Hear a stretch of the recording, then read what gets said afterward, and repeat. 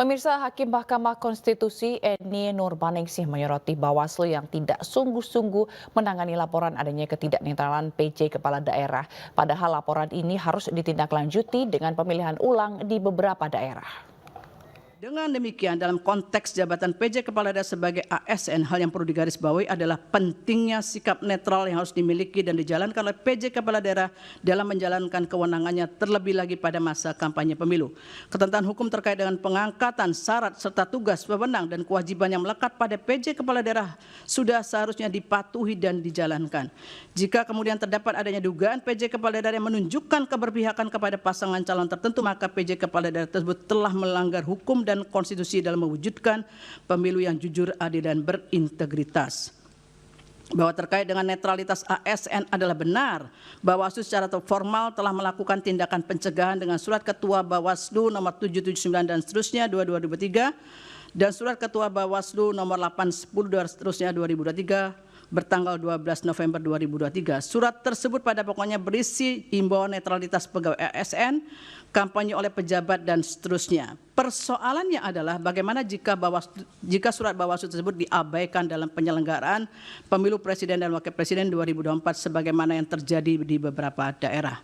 Bahwa sebelum menjelaskan persoalan yang terjadi di beberapa daerah tersebut, penting bagi saya menegaskan terlebih dahulu bahwa dikarenakan permohonan perkara nomor 1 2024 dan perkara nomor 2 2024 pada pokoknya mendalilkan hal yang sama dan terhadap objek permohonan yang sama, yakni berkaitan dengan keputusan KPU 360 2024 dan seterusnya, maka dalam menguraikan persoalan yang terdapat di beberapa daerah tersebut diintegrasikan antara perkara nomor 1 2024 dan perkara nomor 2 2024 dengan menunjukkan pada buktinya masing-masing, di mana dalam penjelasannya dapat saling melengkapi. Selanjutnya, beberapa daerah yang didalilkan adanya ketidaknetralan PJ Kepala Daerah tersebut termasuk di dalamnya terkait dengan ketidaknetralan pejabat dan aparat negara adalah sebagai berikut, yaitu 1 di Kalimantan Barat, bahwa dalam permohonannya pemohon mendalilkan mengenai ketidaknetralan PJ Kepala Daerah pejabat negara aparatur negara di Provinsi Kalimantan Barat pada masa pemilu 2004 sebagai berikut, huruf A, B, dan seterusnya dianggap dibacakan. Terhadap dalil pemohon di atas, Mahkamah seharusnya juga mempertimbangkan berbagai laporan temuan Bawaslu berkenaan dengan permasalahan netralitas pejabat sebagaimana didalilkan oleh pemohon berkenaan dengan PJ Gubernur Kalimantan Barat yang dianggap tidak netral dalam masa kampanye 2024. Bawaslu dalam keterangannya memberikan penjelasan sebagai berikut, huruf A, B, dan seterusnya dianggap dibacakan. Bahwa berdasarkan hasil temuan Bawaslu di atas telah terbukti PJ Gubernur melakukan pelanggaran terhadap netralitas dalam masa pemilu 2024. Oleh karena itu, Bawaslu meneruskan kasus tersebut kepada KASN untuk menindaklanjuti sesuai dengan peraturan perundang-undangan yang berlaku. Adanya indikasi kuat pelanggaran yang telah dilakukan PJ Gubernur Kalimantan Barat, namun tidak terdapat kejelasan proses penegakan hukum atas pelanggaran tersebut menyebabkan pemilu yang jujur dan adil berintegritas telah terciderai karena adanya keberpihakan kepada salah satu pasangan calon presiden pada pemilu 2024. Kemudian yang kedua adalah Jawa Tengah.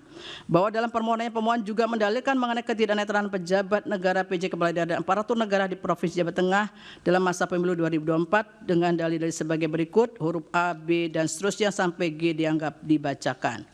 Bahwa terhadap dalil pemohon di atas hanya beberapa laporan atau temuan yang ditindaklanjuti oleh Bawaslu, yaitu huruf A, B dianggap dibacakan.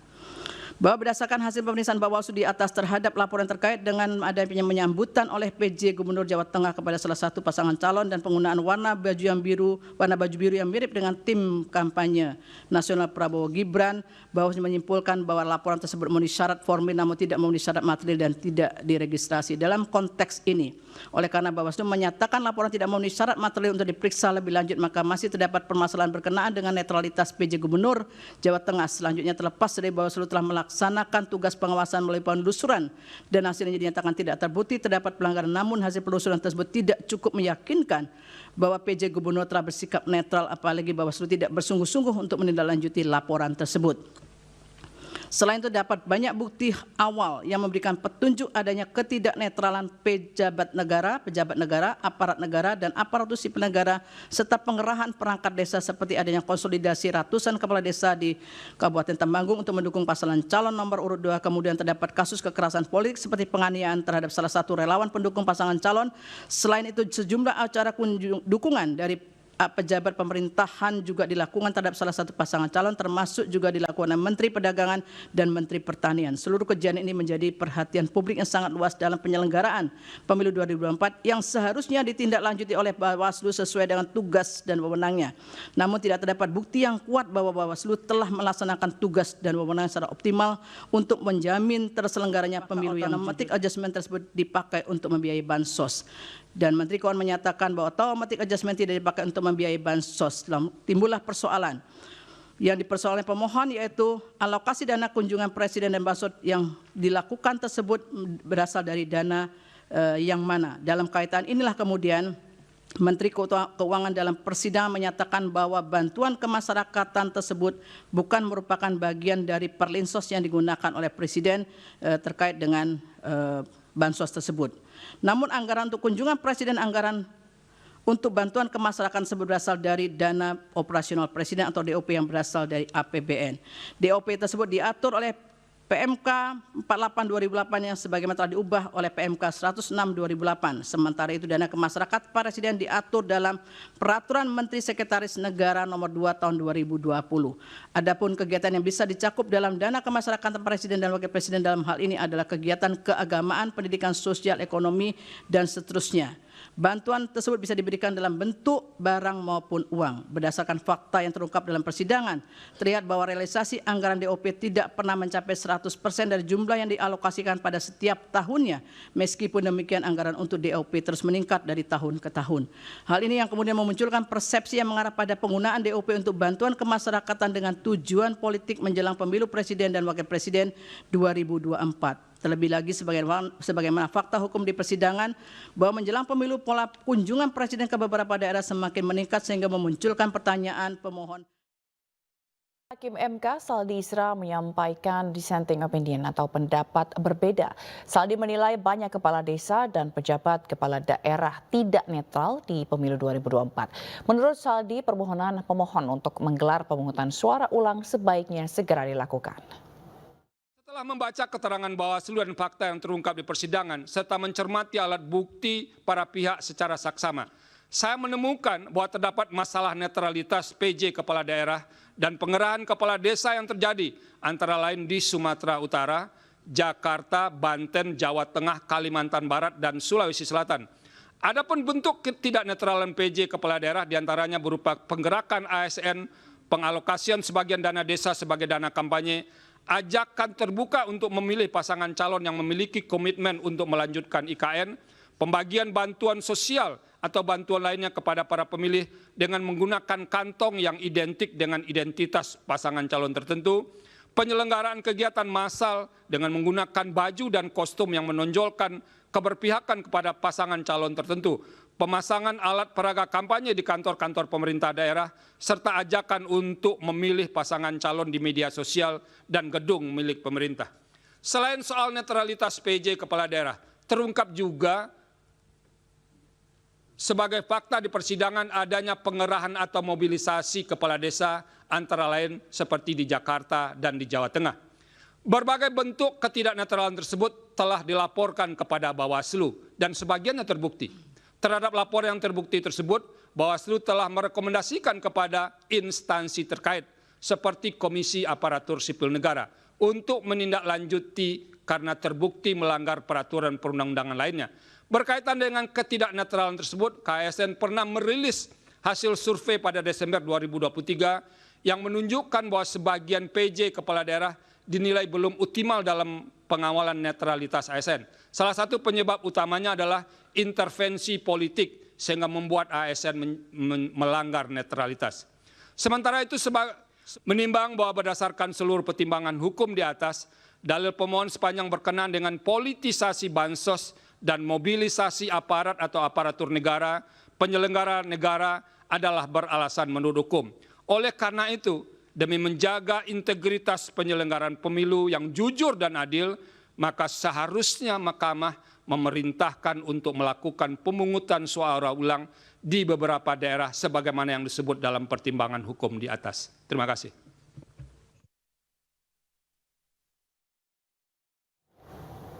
Saldi Isra juga menilai pelaksanaan pemilu 2024 dengan pemilu di era Orde Baru tidak jauh berbeda. Pemilu Orde Baru juga dilaksanakan sesuai prosedur, namun sebenarnya mengandung banyak kecurangan. Batas keadilan prosedural, azas jujur dan adil dalam pasal 22E ayat 1 Undang-Undang Dasar 1945 tidak hendak berhenti pada batas keadilan prosedur semata. Jujur dan adil dalam norma konstitusi tersebut menghendaki sebuah keadilan substantif. Bila mana hanya sebatas keadilan prosedural, azas pemilu jujur dan adil dalam Undang-Undang Dasar 1945 tersebut tidak akan pernah hadir. Sebab pemilu pada masa Orde Baru pun berjalan memenuhi segala prosedur yang ada, yang dilaksanakan memenuhi standar mekanisme yang ditentukan dalam Undang-Undang Pemilu ketika itu. Namun secara empirik, pemilu Orde Baru tetap dinilai curang karena secara substansial pelaksanaan pemilunya berjalan dengan tidak fair, baik karena faktor pemihakan pemerintah pada salah satu kontestan pemilu maupun karena faktor praktek penyelenggaraan pemilu yang tidak memberi ruang kontestasi yang adil bagi semua kontestan pemilu.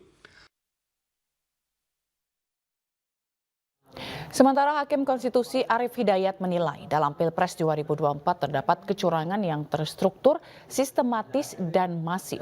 Hal itu disampaikan dalam pembacaan pendapat berbedanya atau dissenting opinion atas putusan MK terkait perselisihan hasil pemilu presiden atau PHPU 2024 yang diajukan Anies Mohaimin dan Ganjar Mahfud.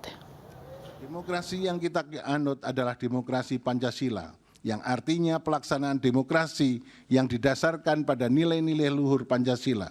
Pancasila tidak hanya sekedar menjadi cita hukum dalam pembentukan hukum nasional, tapi juga merupakan cita etik yang menjadi rujukan dalam bersikap dan bertindak, tidak hanya bagi penyelenggara negara, termasuk presiden dan seluruh infrastruktur politiknya, tapi bagi seluruh warga negara. Sebab negara kita tidak hanya harus diselenggarakan sesuai dengan prinsip rule of law, tetapi juga prinsip rule of ethic.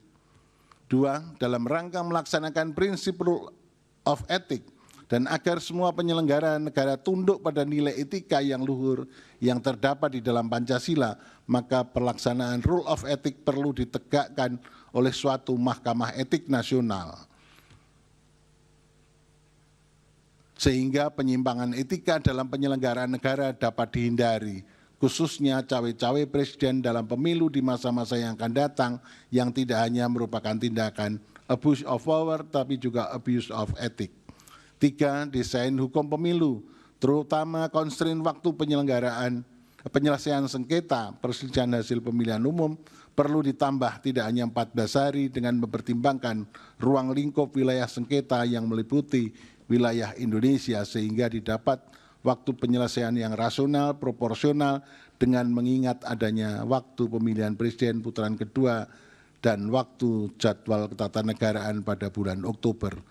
4, perlu juga dibuat undang-undang lembaga kepresidenan yang memuat secara rinci, detail, uraian tugas pokok dan fungsi presiden sebagai kepala negara sekaligus sebagai kepala pemerintahan.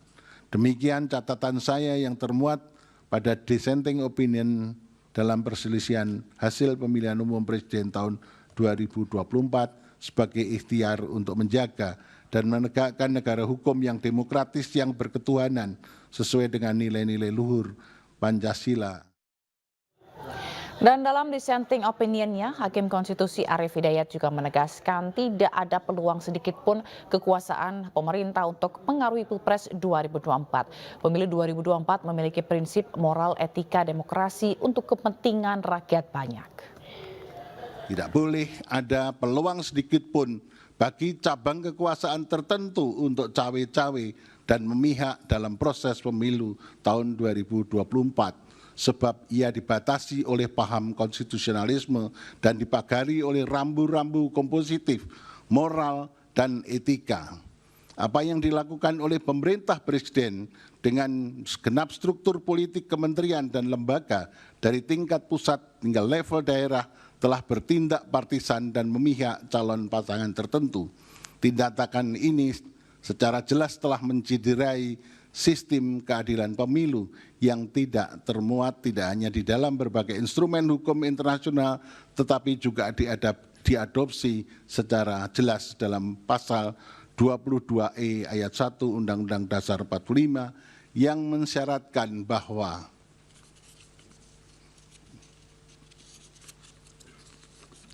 penyelenggaraan pemilu harus dilaksanakan secara langsung, umum, bebas, dan rahasia, serta jujur dan adil. Pada titik inilah pemerintah telah melakukan pelanggaran pemilu secara terstruktur dan sistematis. Termohon dan pihak terkait tidak dapat diterima dalam pokok permohonan mengabulkan permohonan untuk sebagian, memerintahkan untuk dilakukan pemilihan suara ulang di provinsi yang terbukti, Provinsi DKI, Provinsi Jawa Barat, Provinsi Jawa Tengah, Provinsi Jawa Timur, Provinsi Bali, dan Provinsi Sumatera Utara. Terakhir, perlu saya sampaikan, demikian pendapat berbeda dissenting opinion yang saya sampaikan dalam perselisihan hasil pemilihan umum Presiden tahun 2024. Hal ini saya lakukan sebagai wujud tanggung jawab moral dan penilaian profesional atau professional judgment sebagai seorang hakim konstitusi sekaligus sebagai akademisi yang independen yang memutus sesuai dengan kewenangan serta kemampuan dan kapabilitasnya yang kelak akan saya pertanggungjawabkan kehadirat Tuhan Yang Maha Esa, Allah Subhanahu wa Ta'ala, sebagaimana sumpah saya sebagai seorang hakim yang perlu saya bacakan pada kesempatan ini. Demi Allah, saya bersumpah bahwa saya akan memenuhi kewajiban hakim konstitusi dengan sebaik-baiknya dan seadil-adilnya, memegang teguh Undang-Undang Dasar Negara Republik Indonesia tahun 1945 dan menjalankan segala peraturan perundangan dengan seluruh-seluruhnya menurut Undang-Undang Dasar Negara Republik Indonesia tahun 1945 serta berbakti kepada nusa dan bangsa. Sumpah hakim konstitusi yang diucapkan tak kala saya dilantik pertama kali menjadi hakim konstitusi bersifat final and binding di dunia maupun di akhirat bagi seorang hakim. Oleh karenanya, sumpah dan keyakinan hakim menjadi kunci keadilan bagi masyarakat. Selain itu, pudar dan menurunnya standar etik khususnya bagi penyelenggara negara menjadi musabab perlu adanya kepedulian akan pentingnya menjaga keseimbangan antara penegakan hukum, rule of law, dan penegakan etik atau rule of ethic sesuai dengan nilai-nilai luhur Pancasila. Jikalau ini tidak dilakukan, maka akan terjadi tragedi berhukum dan berkonstitusi di negara hukum yang demokratis berdasarkan Pancasila yang dapat menjauhkan kita dari cita-cita menuju negara Indonesia